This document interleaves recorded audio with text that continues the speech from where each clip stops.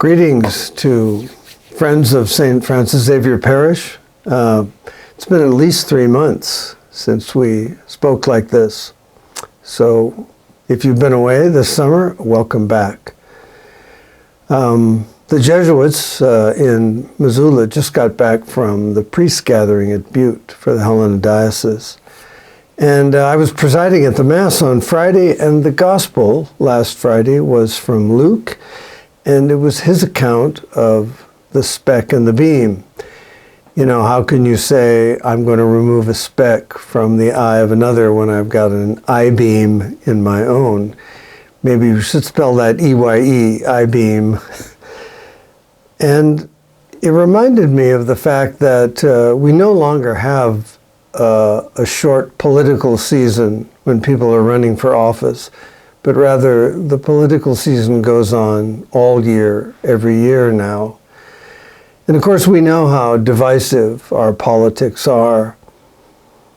So I thought it would be useful to reflect on that, because Luke's Gospel is really Jesus inviting his hearers to some humility, the recognition that we don't know everything, that we don't understand everything. We often don't know ourselves as well as we might think we do. So we certainly don't know other people, not the way God knows them. So 2 poems, or parts of one and a full poem in another, occurred to me to say something about our current situation. I hope you'll find this useful.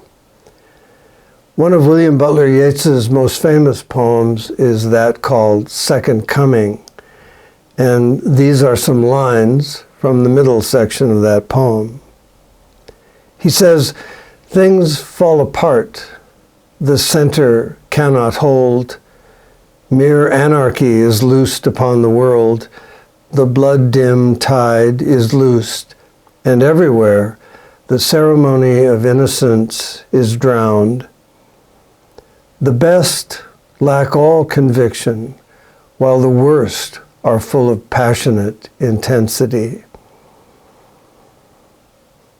I think that describes our current situation, or at least in part of it, rather well. A lack of conviction on the part of folks with the best intentions, and passionate intensity, among others. Here's a poem by Kenneth Rexroth. Rexroth was a great fan of Buddhist thinkers, and in particular, Buddhist poets. He calls this From the City of the Moon.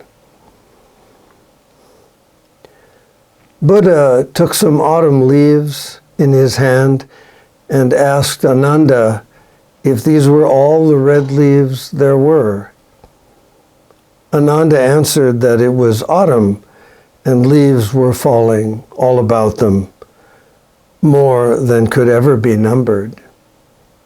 So Buddha said, "I have given you a handful of truths. Besides these, there are many thousands of other truths, more than can ever be numbered." It's a great poem. Nothing makes it more difficult for us to learn something than our believing that we already know. That can really get in the way. And so just as in Jesus' parable about the speck and the beam, it's really important that we approach our day-to-day lives with a certain humility, the recognition that we not only don't know everything, but we certainly don't know everything we need to know. A humility before the reality of others, a humility before circumstances over which we have no control. This humility, in turn, invites us to a certain kind of trust that the Spirit of God is always at work in the world, and that even though in the face of many things that seem to be falling apart, to use Yeats's term, God's plan is going to be fulfilled. A society of blessed is going to be created.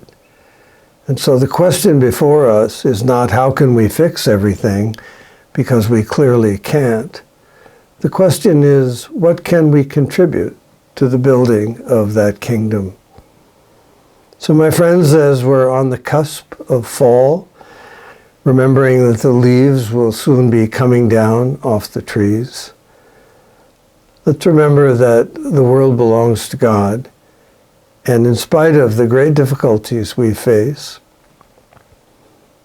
we should be invited to a humble trust in the one who has brought everything into being and who sustains it. Blessings on you and your families.